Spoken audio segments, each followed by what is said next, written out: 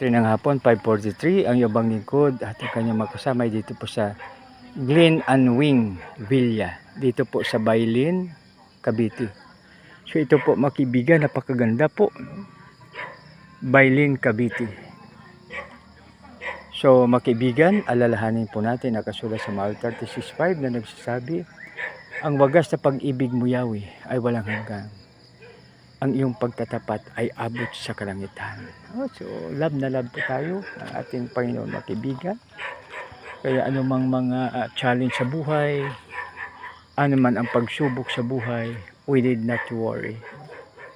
Hindi po tayo dapat mag-alala dahil love na love tayo ng ating Panginoon. Isang maganda, mapagpala, mapagbiyay at makadiyos po na gabi sa bawat isa.